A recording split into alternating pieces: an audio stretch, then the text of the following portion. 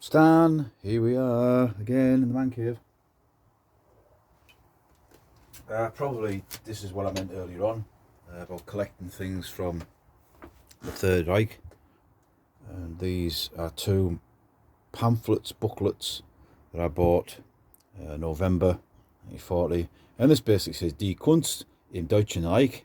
So that is the art of the German Empire. Something along them lines. I don't know if it's going to come up here, but this printing, it's like golden, and I think it's very nice. There's guys selling them on eBay who's selling loads of them. So basically these are like if you go to an art show, like a program, and these were held all the way through the war. I thought it was only once or twice a year when I did my little bit of research on them, and they were from 1938 through to 1944. Well, 1944 obviously they had probably other things on the mind rather than art, but when I looked on his page again, his eBay page, he was selling various months, so it must have been a monthly thing. But we'll just have a quick flick through. This has got a bit of scribblage on the top, but I don't know what it says. But hopefully we'll get that in picture, and we'll have a little flick. So, Die Kunst im Deutschen Reich, NSDAP. I hope we're getting that at the bottom. Munich. So these are just, and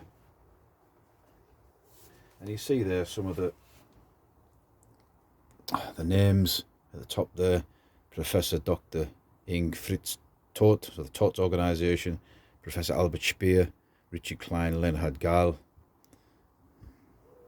And these are obviously Third Reich or Nazi, if you're going to say Nazi, acceptable art rather than, and it is like German heroes and composers and stuff like that, and artists. You've seen that type of thing before on documentaries, which have a quick flick. I mean, I don't know who. I basically have got this because what I plan to do is probably frame both of these programs just with the front page on them. You can see these are very Germanic sculptures and paintings of pastoral scenes. Probably someone's going to watch and go, oh, that's the famous artist XXX. I don't know if this guy was selling them, so maybe you could split them. I mean, I think that one looks very spooky. No eyes. And they were very cheap. I do like a bit of paperwork of the period. I think who had these in their hands, you know, looking while they were looking around it.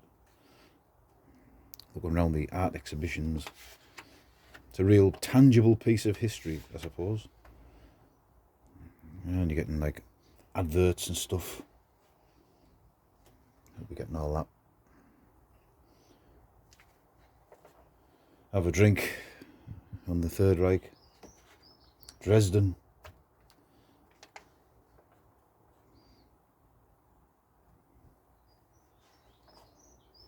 Ooh, that looks nice.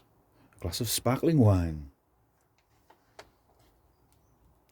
I mean, a lot of these German companies that advertise in here will have used concentration camp labour, I would imagine. The Würzburg. Been there, look. Or Augsburg I've been to. Augsburg, I think. So we'll have a look at the other one. Again, very similar. That's obviously got more scribblage on the top. December 1940, this one. Same people's names in the front. I'm not big on art in general. And I don't know anything about like Third Reich art. So if anyone's got any opinions on it, I say I got it basically to frame them both. So I think they were £10 each. He had a few of them for sale. But, I just wanted the two. I mean, I don't know whether any of these sculptures or paintings have survived World War II. I would imagine some of it did. I mean, that sort of reminds me of like German stuff, you know, like the Greek, almost Greek, Romo-Greek. Is it Romo-Grecian? I mean, again, I don't know how much of this artwork and sculptures was pre the Nazi period and they just sort of had it as their own, if you like. Drafted it in as like, that's acceptable, and that isn't acceptable, if you get my drift. I think definitely with some of the music, you know, some of the composers were long dead before the Nazis came to power. Mercedes Benz, these companies that still exist. Beer, I think I read about those. They're definitely used, almost certain they used slave labour. I think most of them will have done. I do believe they paid reparations after the war, but quite whether it was enough for the suffering that people did. I mean, oh, watch the camera, Stan. There's an interesting.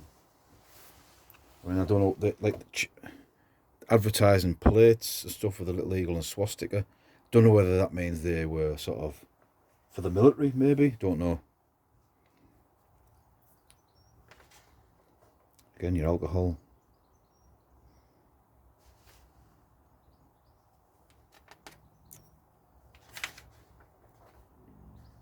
And again, well, look on this. It was the same in the other one, but all those companies there.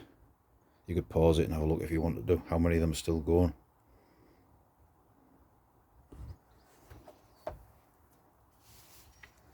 Yeah, and that's that.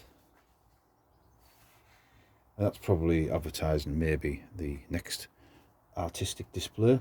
I say my plans are, I've got a frame somewhere, I think, to put them side by side like that, and maybe some other little bits in there, and just have them as a display piece. They are very interesting. They are a piece of history in their own right, and like I said earlier, you've got to try and preserve things from the past, good and bad. I mean, I've noticed some of the museums I've been to recently in this country, they're big on the home front stuff, the RP, baby gas masks. I do not like them. I wouldn't have one for nothing. I don't know why, it's something freaky about them. They're big on the home front, dig for victory, home guard, etc., etc. But not so big on displaying Luftwaffe crew, air crew, or, you know, you think, who was dropping the bombs? I went to a museum, I'm not going to say which one it is. I went to one recently, and they had a World War II display of air crew uniforms. On the one side, British, Canadian, Australian. On the other side, they just had they had 3 mannequins, and they said German Luftwaffe uniforms. They were all West German. There wasn't a swastika in sight, and there was no explanation. And I think the West Germans were called the Luftwaffe after the war, West German Air Force. But it was almost like a sanitised version. There was some swastikas in the museum elsewhere, but I just think if you're going to represent Home Guard, ARP, etc., etc., you have to represent the people who were dropping the bombs on us. I don't know whether it's just me. Maybe I'm imagining it, if anyone's got any thoughts on that, but even in Dad's army, they mentioned the Germans, didn't they? So anyway, enough of that prattling on. This is Stan, and I'll see you.